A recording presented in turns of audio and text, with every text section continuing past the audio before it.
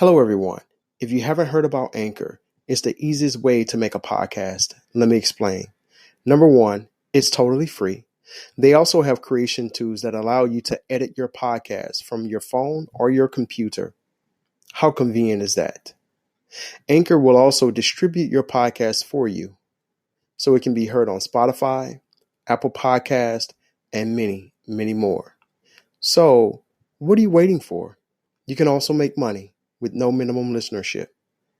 It's time to get started. All right. Welcome back, everybody. Welcome back. I want to thank you guys for tuning in to the show. I appreciate you. It's Friday, Mother's Day weekend. Mother's Day is coming up, so I want to say happy Mother's Day to all the beautiful mothers that are out there taking care of their responsibilities and nurturing those children, providing structure, balance, and nurture. As my hat especially goes off to those single mothers that are raising those boys, too. It's not easy. It is certainly not easy. My heartfelt condolences goes out to all the mothers that have lost their loved ones to drug violence, gang violence, police brutality, black-on-black crime, or any type of crime. My heartfelt condolences goes out to you. For the mothers that have lost a child from cancer or any other type of life-threatening disease, my heart and my condolences goes out to you. I lost my sister almost 4 years ago to stage 4 pancreatic cancer. A Mother's Day as we once knew it will never be the same for my family. So my heart goes out to my mother and my family. We will be doing a special show for Mother's Day in honor of my sister April Riley. And on the 18th of May, which marks her 4th year anniversary, we will do another special show for her as well. So again, all of the listeners, we thank you so much for your support. We thank you for always tuning in week after week. We thank you. I don't think we can thank you enough. I do this because I affirm in creating a platform for other men and women to speak about injustices. This platform is created for you. Through this platform, we all have a voice. Through this platform, we are many. This is your show. And I want to thank you all for always tuning in and supporting your show. We could not do this without you. We could not be on the platforms that we are on without your support, without your love, without your listenership, without your financial contributions and donations. In order for us to continue doing the great work that we are doing for you, we are asking for you to make a donation today. We are asking for your support. We are asking for you to continue sharing our show on your social media. I'll be providing you that information later on in the show where you can make your donations too as well. We have the Honorable Laninya Cason on the line. For those of you that have any questions or comments for myself or for the judge, if those of you are on the line and you have an additional question or comment, we can certainly come back to you. Judge Joe Brown will be joining us momentarily. I see that I also have my mom on the line. So, Mom, I want to say I see you. My family from Virginia is on the line. So it's always a pleasure when I have family members calling in and just to listen. They may not always have something to say, and that's fine. But just to know that you have someone in your life that's supporting you, that means a lot. That means a hell of a deal. It's Friday, y'all. It's Friday. The Honorable Laninya Cason back on the line. Hey, Judge Cason. So let's talk about child support and this stimulus check.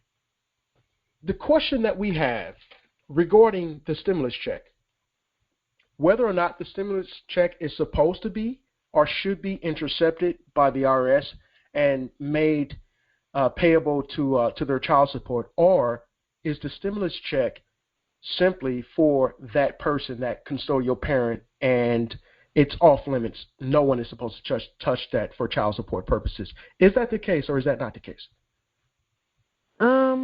Maybe. It's a lot of people want to know, if you owe child support, will your federal stimulus rebate check be applied to your arrears? And maybe. Federal law and regulations determine when federal payments are intercepted and applied to child support. If the parent or if the child is receiving government assistance, then the total amount of past due support on all of your child support cases must be at least $150. If TANF or government assistance has not been received for your child, then the total amount of past due support on all of your child support cases must be at least $500. So it would depend. So if there's money owed to the state, then the stimulus payments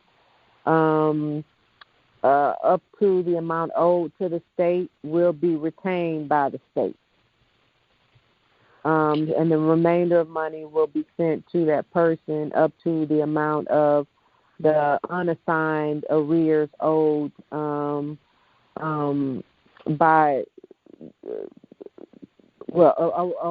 to the custodial parent by the non-custodial parent. So the remainder of the money that will be sent to you,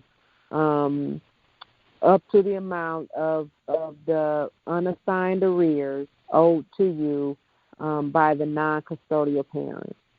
And the amount of money that you are entitled to receive would depend on a number of factors, including the amount of the stimulus rebate payment intercepted, the amount owed to you in your case, and the number of other child support cases in which the non-custodial parent owes child support. And you must have a full service case open with the child support division to be entitled to receive any money from an intercepted federal stimulus rebate payment. Okay.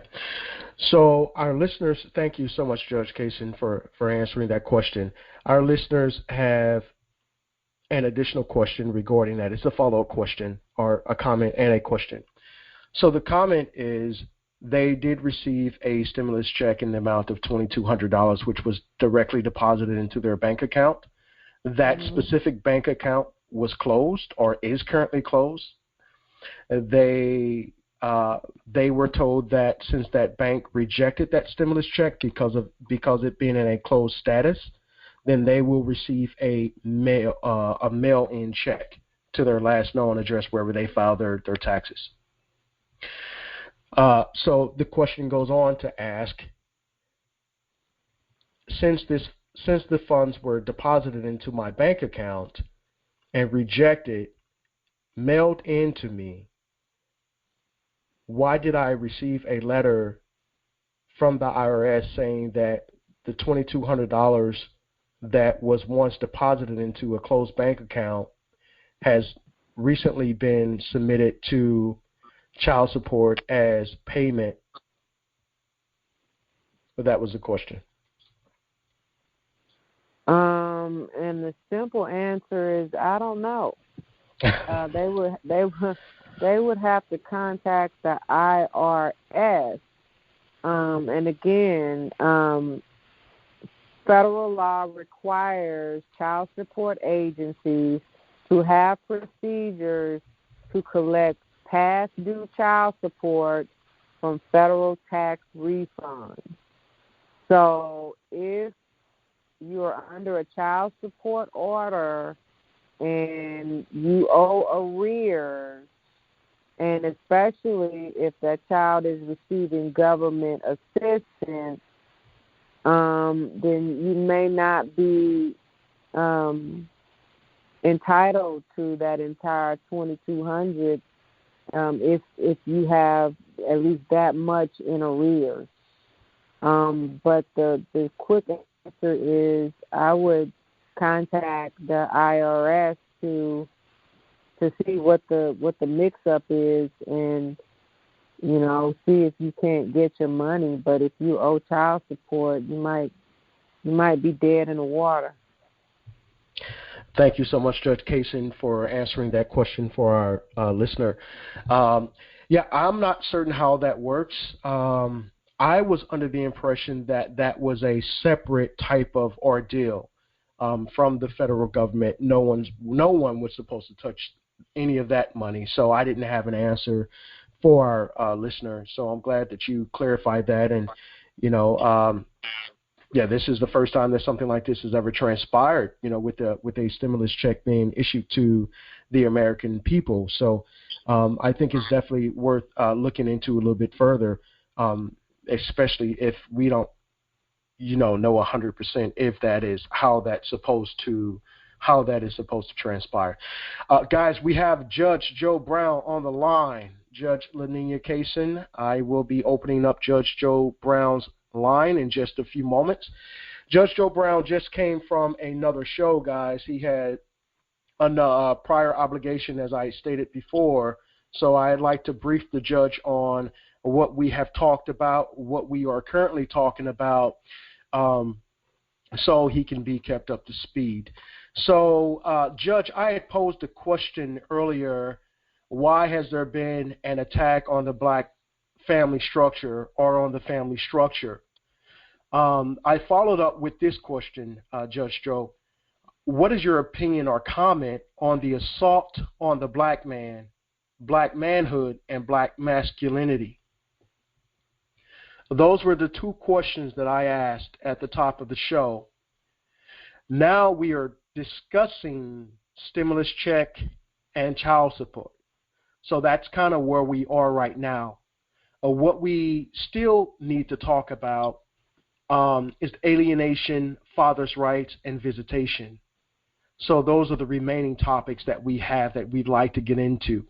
And we know that there may be some time constraints for some of our listeners and our guests on the show. So with no further ado, Judge Joe Brown, I am coming to you and formally introducing you to the Honorable Laninya Cason. And then we'll check the lines for questions or comments. The right answer on that. All right, Judge Joe, your line is open now. Your line is open now. We didn't hear you.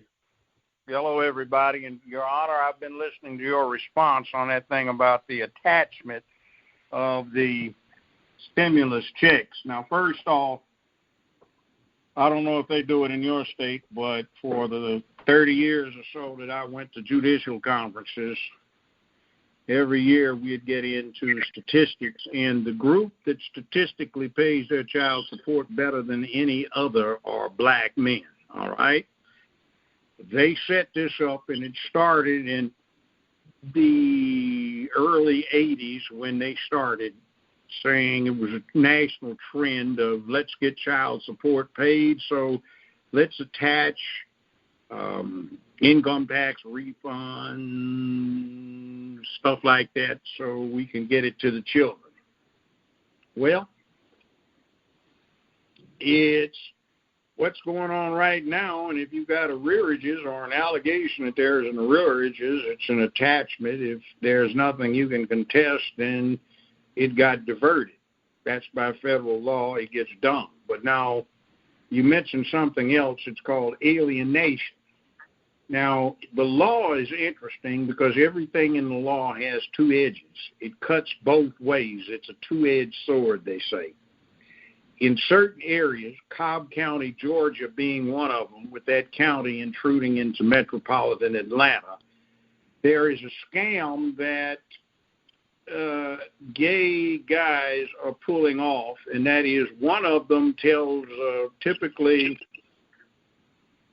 upscale black woman who's a professional making six figures a year or so that he's had a vasectomy, he wants to get married, they have sex, she gets preggo, then he immediately files for custody and support. We find out he's not making any money. He's flat broke.